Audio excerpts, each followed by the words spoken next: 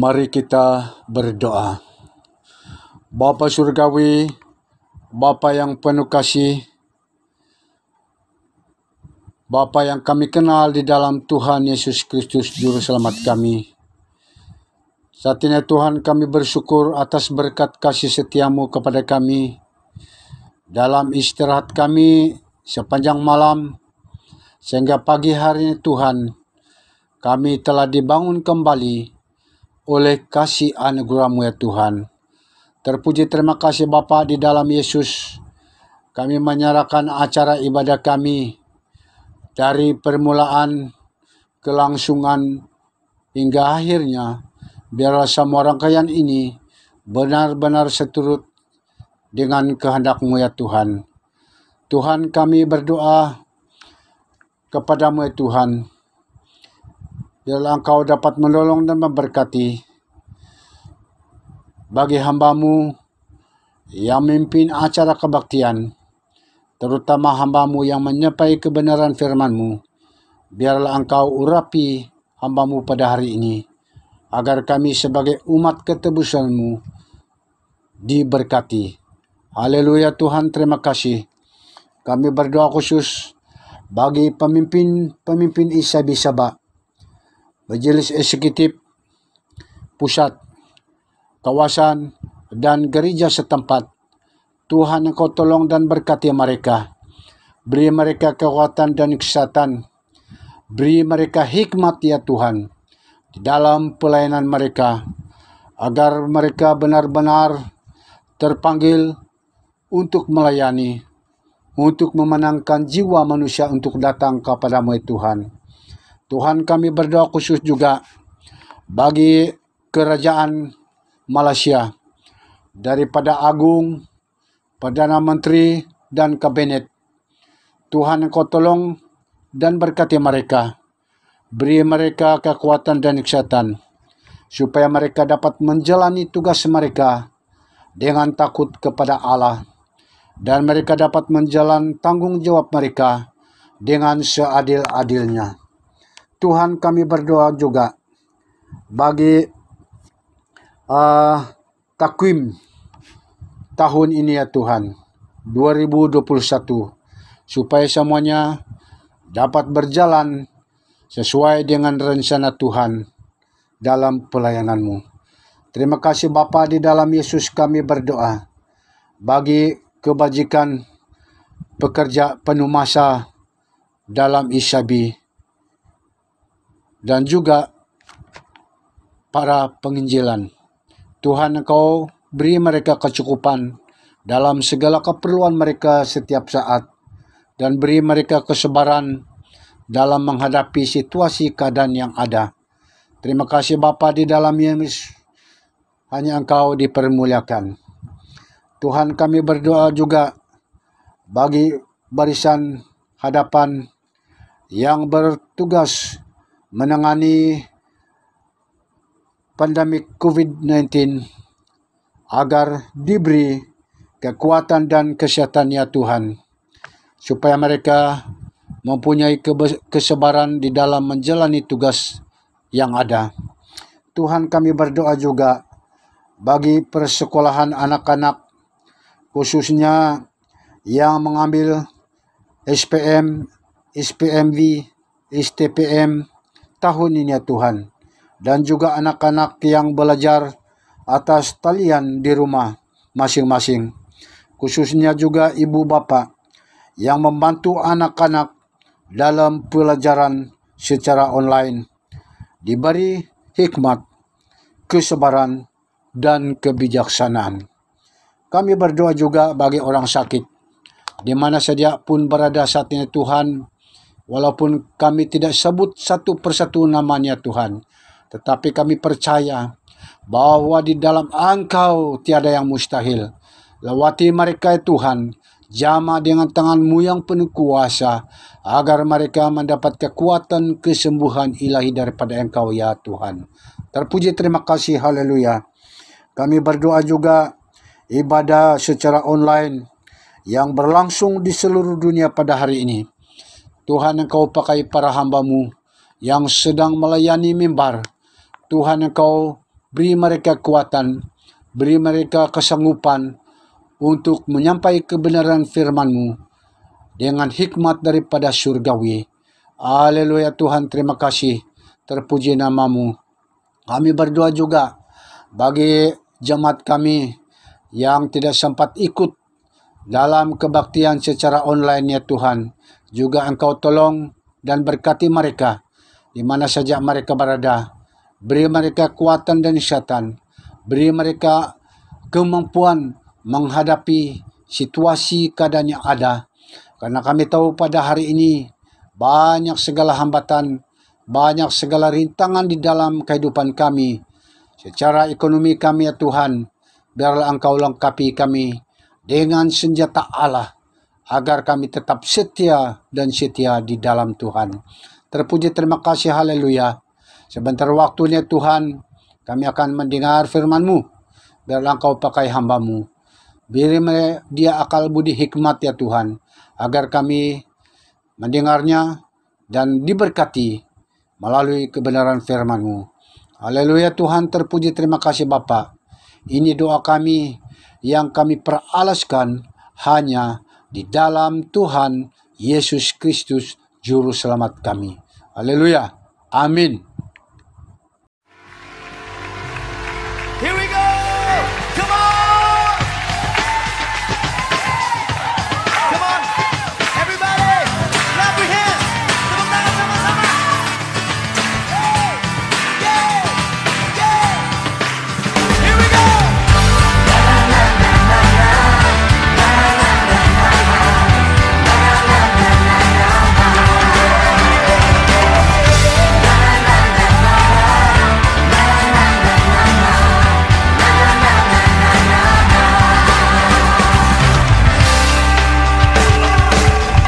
Haleluya, ku memuji-Mu Tuhan, karena kasih-Mu tak berkesudahan. Dia yang bernafas memuji Sang Raja, di atas gunung dan di dalam samudra. Semua! Tanganku ku angkat padamu, mensyukuri rahmat yang Kau beri. Hatiku memohon bagimu, selamatku baru setiap pagi. Semuanya! Bersyukurlah kepada Tuhan, sebab Dia baik, sebab Dia baik. Bahwasanya untuk selamanya, kasih setianya, kasih setianya. Na na na na na na, na na na na na na, na na na na na na. Come on, come on! Haleluya, ku memuji-Mu Tuhan, karena kasih-Mu tak berkesudahan. Dia yang bernafas memuji Sang Raja, di atas gunung dan di dalam samudra. Tanganku angkat padamu, mensyukuri rahmat yang Kau beri. Kakiku melompat bagimu, Excellent! selamatku baru setiap pagi. Bersyukurlah! Bersyukurlah kepada Tuhan, sebab Dia baik, sebab Dia baik. Bahwasanya untuk selamanya, kasih setianya, kasih setianya. Bersyukurlah kepada Tuhan, sebab Dia baik, sebab Dia baik. Bahwasanya untuk selamanya, kasih setianya, kasih setianya. Berikan sorak-sorai bagi Dia!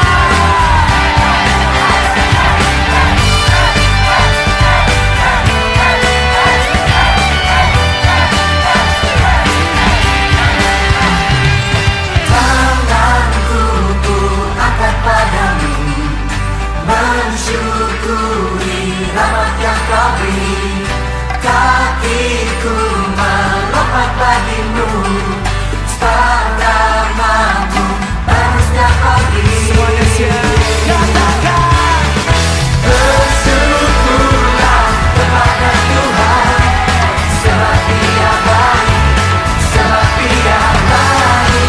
Bahwasanya untuk selamanya, kasih setianya, kasih setianya. Bersyukurlah kepada Tuhan, sebab Dia baik,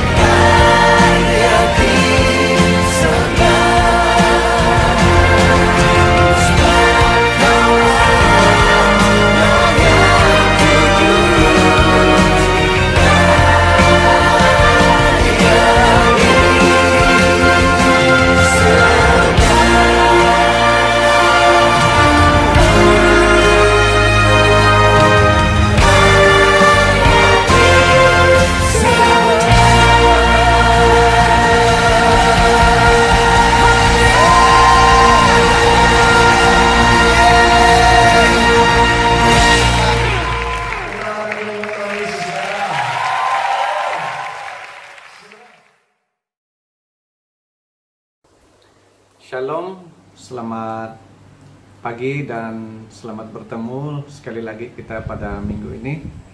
Sangat bersyukur kepada Tuhan karena diberi kesempatan untuk berkongsi firman Tuhan dengan kita sekalian yang ada di online ini. Mari sebelum kita memulakan ibadah kita, saya senang mengajak kita berdoa bersama. Bapa di surga, kami bersyukur untuk kesempatan pada pagi hari ini di mana kami dapat bersama-sama belajar merenungkan kebenaran firman-Mu. Mohon pimpinan hikmat daripada surgawi menyertai kami agar apa yang kami sampaikan biarlah Tuhan menjadi kebenaran, kekuatan kami bersama. Terima kasih Bapa di surga, terpujilah nama-Mu. Dalam nama Yesus Kristus kami berdoa. Amin. Nah, saudara yang saya kasih dalam Tuhan Yesus, pada minggu ini saya senang mengajak kita belajar tentang satu tema firman Tuhan, yaitu cara mempermuliakan Bapa yang sesungguhnya. Cara mempermuliakan Bapa yang sesungguhnya. Nah, jadi saudara, bagaimana caranya kita mempermuliakan Bapa kita yang di surga? Nah, sudah tentu untuk mempermuliakan Bapa di surga ialah kita melakukan kehendak Bapa. Amin, saudara. Nah, kalau kita lihat kita cerita tentang satu bangunan yang tinggi. Oke? Semakin tinggi sebuah bangunan, semakin dalam fondasi yang harus dibangun ke bawah. Nah, tahu saudara, sejak zaman Babel, kita lihat manusia berlumba-lumba untuk membangunkan bangunan yang tinggi. Dan tahu saudara, apakah bangunan yang tertinggi pada saat ini?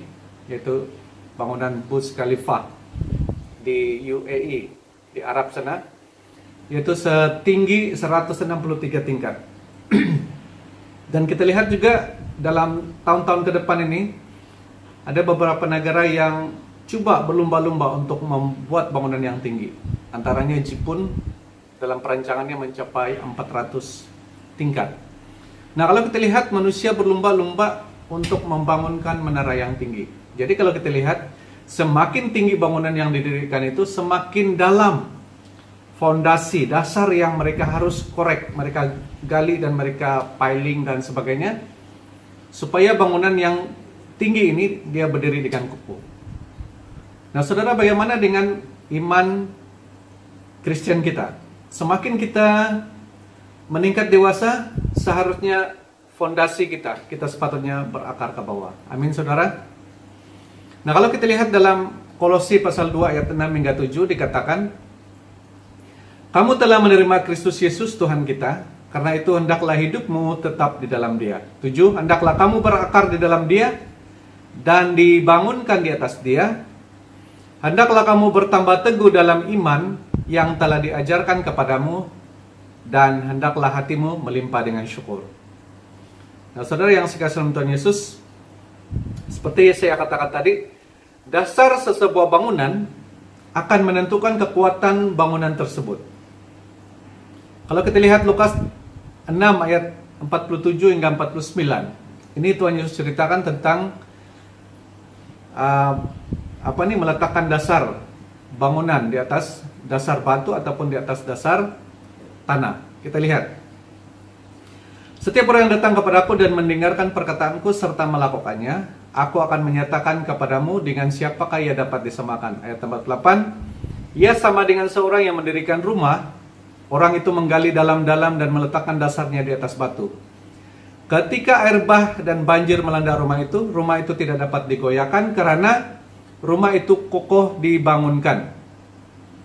49, akan tetapi barang siapa mendengar perkataanku tetapi tidak melakukannya, ia sama dengan seorang yang mendirikan rumah di atas tanah tanpa dasar. Ketika banjir melandanya, rumah itu segera runtuh dan hebatlah kerusakannya. Nah, jadi dasar bangunan akan menentukan kekuatan dari bangunan tersebut. Nah, kalau kita lihat dalam Mazmur 11 ayat 3, apakah dasar-dasar dihancurkan? Apakah yang dapat dibuat oleh orang benar itu? Mazmur 11 ayat 3, apabila dasar-dasar dihancurkan, apakah yang dapat dibuat oleh orang benar itu? Jadi saudara, dasar kehidupan kita akan menentukan apa yang dapat kita lakukan dalam hidup ini. Seseorang tidak dapat beralih kepada perkembangan yang penuh jika tidak terlebih dahulu kuat di hal-hal dasar.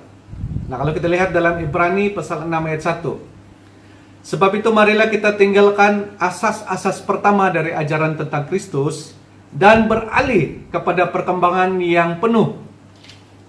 Janganlah kita meletakkan lagi dasar pertobatan dari perbuatan-perbuatan yang sia-sia dan dasar kepercayaan kepada Allah. Nah, di sini kita lihat dalam Ibrani pasal 6 ayat 1, seseorang tidak dapat beralih kepada perkembangan yang penuh ataupun kedewasaan ataupun kita bertumbuh jika kita terlebih dahulu kuat pada hal-hal dasar. Nah, saudara yang saya kasih dalam Tuhan Yesus, apakah akibatnya kalau dasar yang tidak kuat? Sebagai orang Kristen, kalau kita tidak mempunyai dasar iman, kita tidak dapat membina dasar kehidupan kita pada firman Allah. Jadi, bagaimana? Apa akibatnya? Satu, kita mudah roboh. Kedua, tidak bisa berbuat apa-apa. Dan ketiga, tidak dapat beralih kepada perkembangan yang penuh.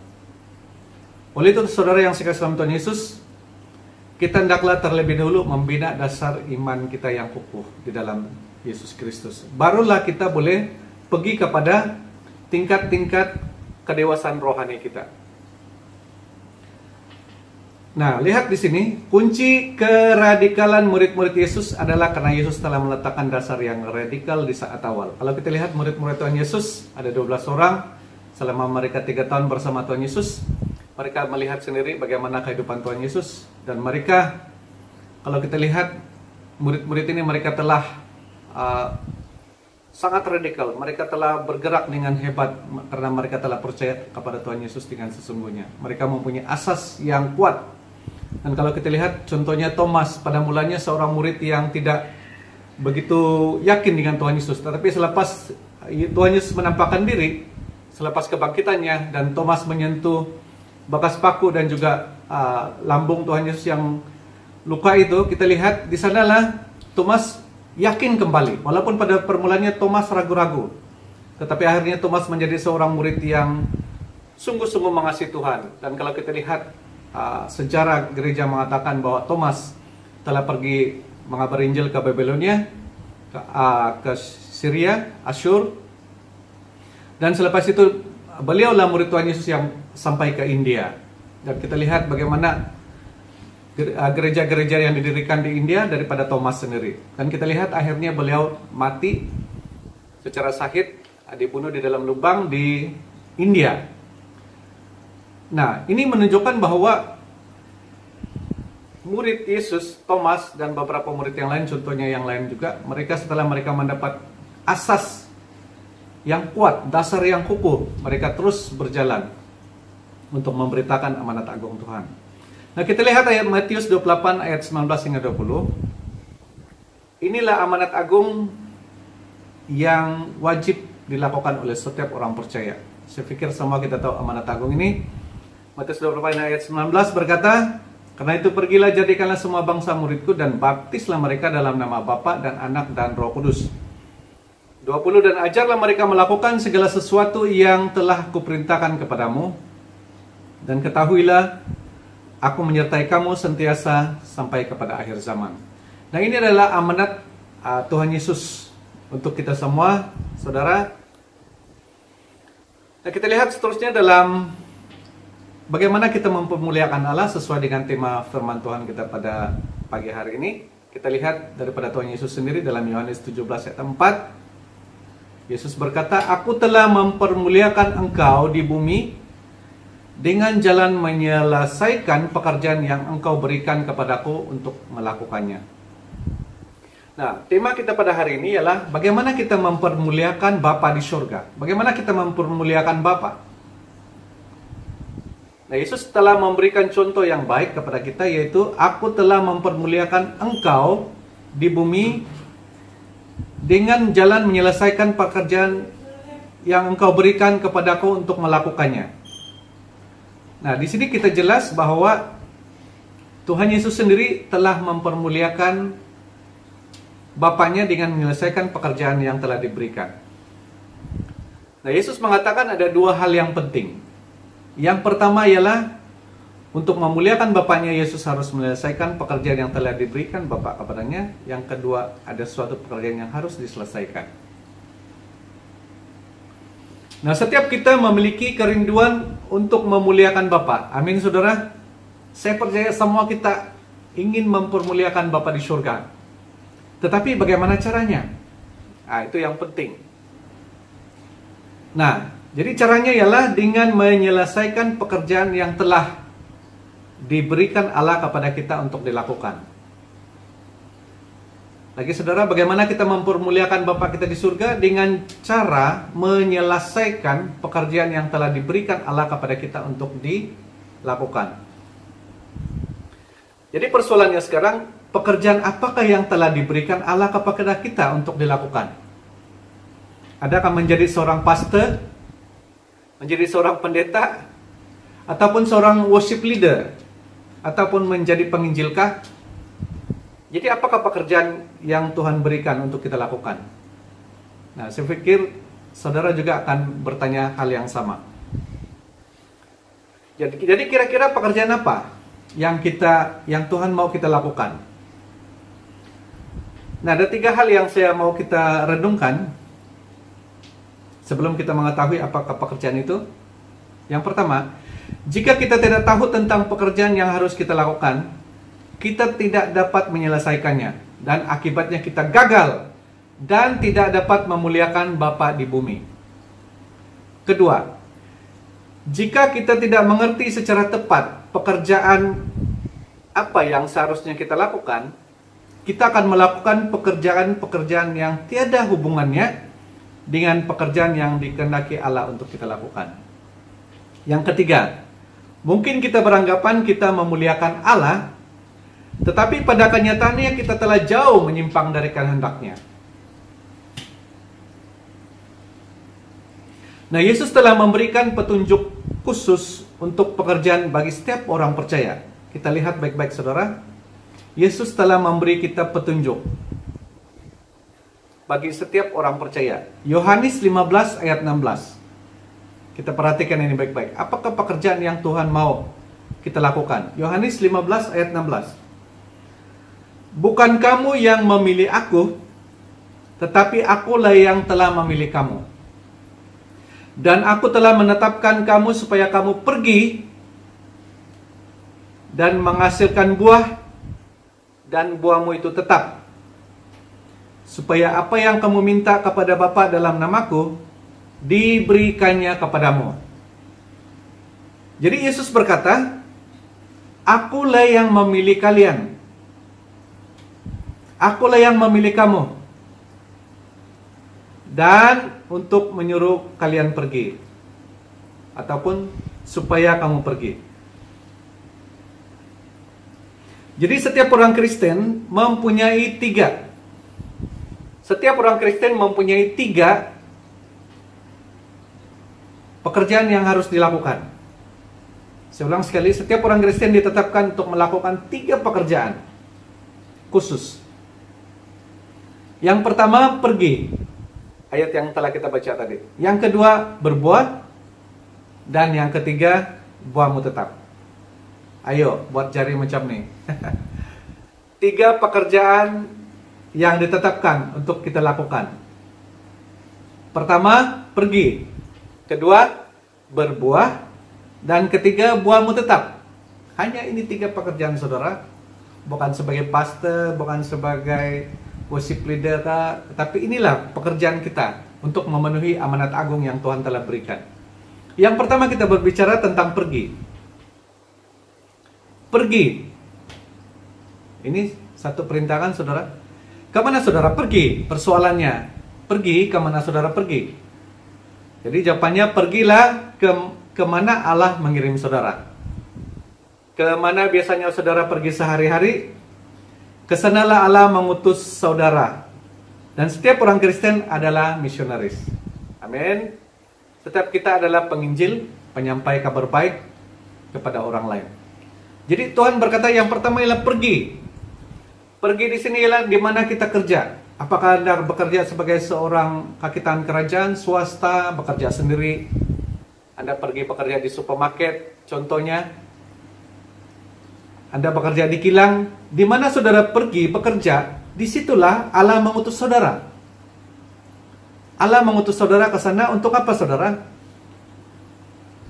Saudara diutus oleh Allah ke tempat di mana saudara pergi sehari-hari, ialah supaya di tempat saudara saudara itu menghasilkan buah dan buahmu tetap.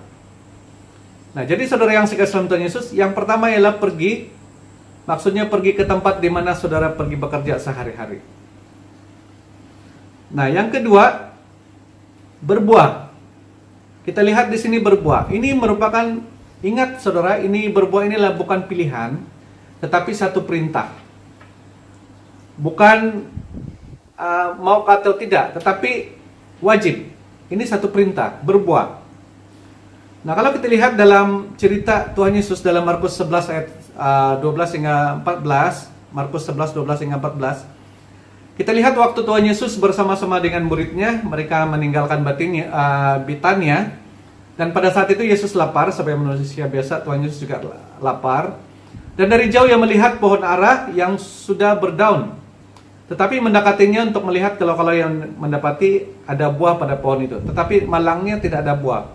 Dan akhirnya ayat 14 Tuhan katakan, jangan lagi seorang pun makan buahmu selama-lamanya. Maksudnya Tuhan Yesus mengutuk pohon itu.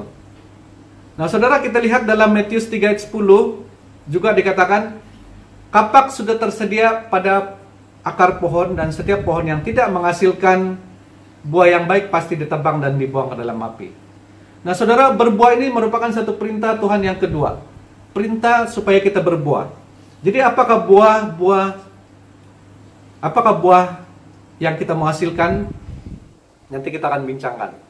Nah, kalau kita lihat dalam hukum reproduksi atau reproduction ataupun hukum pembiakan dalam Kejadian 1 ayat 12, masing-masing menurut jenisnya. Orang Kristen harus menghasilkan juga orang Kristen. Kalau kita tanam pokok mangga, mesti keluarkan buah mangga. Tanam pokok durian, tumbuhnya durian. Tidak ada orang tanam durian, keluar buah mangga. Tidak ada. Nah, demikian juga orang Kristen. Apabila kita menghasilkan buah, pastinya juga kita menghasilkan orang Kristen yang seperti kita. Nah, kita lihat ada 9 buah. Ada 9 buah roh. Jadi ini merupakan satu perintah. Hendaklah kita berbuah. Wajib sebagai orang Kristen menghasilkan 9 buah. Yang pertama ialah kasih. Dalam Galatia pasal 5 ayat 22 hingga 23. Kasih, sukacita, damai sejahtera, kesabaran, kemurahan, kebaikan, kesetiaan, kelemah lembutan, dan penguasaan diri. Jadi ada 9. Ada 9 buah roh. Jadi 9 buah roh ini yang harus ada pada setiap orang yang percaya kepada Tuhan. Terutama yang pertama kita lihat kasih. Jadi kalau dalam hidup kita tidak mengasihi sesama, mengasihi Tuhan, mengasihi sesama, berarti kita tidak mengeluarkan buah. Dan Tuhan katakan, kapak sudah tersedia pada akar pohon, dan setiap pohon yang tidak menghasilkan buah pasti akan ditebang dan dibuang ke dalam api. Nah, saudara, ini satu perintah untuk kita sebagai orang Kristen, pergi di mana saudara bekerja dan hasilkan buah. Nah, jadi setelah kita menghasilkan buah, sudah tentu melalui buah-buah itu orang akan menikmatinya dan orang akan diberkati, dan akhirnya orang menjadi percaya kepada Tuhan Yesus. Nah, saudara yang saya kasih dalam Tuhan Yesus, dan yang terakhir ialah perintah yang terakhir ialah buahmu tetap. Buahmu tetap. Jadi maksudnya di sini satu-satunya cara untuk supaya buah saudara tetap adalah memelihara petubat-petubat baru. Nah, saudara, sekian firman Tuhan, dan kalau kita lihat kembali tema firman Tuhan kita pada hari ini yaitu bagaimana cara kita mempermuliakan Bapa di surga dengan sesungguhnya ialah dengan kita mempermuliakan ataupun dengan kita melakukan kehendaknya, menyelesaikan pekerjaan yang Tuhan telah berikan kepada kita. Jadi apakah pekerjaan itu, saudara? Yaitu menyelesaikan amanat agung. Pergilah ke seluruh bangsa, jadikan semua muridku, dan baptislah mereka dalam nama Bapa dan Anak dan Roh Kudus, dan ajarlah mereka. Jadi inilah perintah, inilah pekerjaan yang Tuhan telah, amanat agung yang Tuhan telah berikan kepada kita. Jadi bagaimana kita menyelesaikannya? Pekerjaan tersebut ialah kita pergi, berbuah, dan buahmu tetap. Amin, saudara. Demikian firman Tuhan, kiranya firman Tuhan ini dapat menjadi berkat dalam kehidupan kita bersama. Jadi sebelum menutup ibadah ini, mari kita semua berdoa. Saya pimpin kita dalam doa.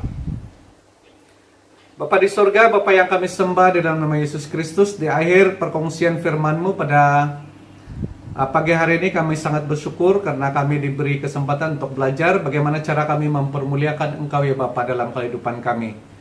Dan salah satu cara mempermuliakan nama-Mu Tuhan hanya kami menggenapi kehendak-Mu ya Bapa, itu menyelesaikan amanat agung-Mu. Oleh itu ajar kami Tuhan untuk melakukan 3 pekerjaan khusus dalam hidup kami, yaitu pergi, berbuah, dan buah kami tetap. Terima kasih Bapa di surga, kiranya firman-Mu menjadi makanan rohani kami bersama. Inilah doa kami, dalam nama Yesus Kristus kami berdoa dan mengucap syukur. Amin. Terima kasih, jumpa lagi. Tuhan memberkati.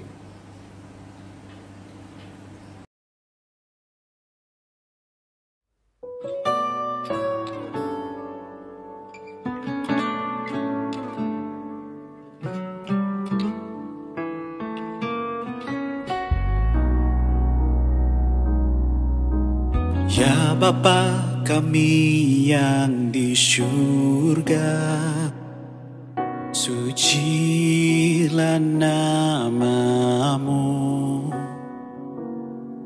Datanglah kerajaan-Mu, terlaksanalah kehendak-Mu di bumi sebagaimana di surga. Berilah kami makanan untuk hari ini. Ampunkanlah kesalahan kami, sebagaimana kami mengampuni mereka yang bersalah terhadap kami. Janganlah biarkan kami tergoda, tetapi selamatkanlah kami daripada yang jahat. Engkaulah yang mempunyai kerajaan, kekuasaan, dan kemuliaan. Engkaulah yang mempunyai kerajaan, kekuasaan, dan kemuliaan selama-lamanya.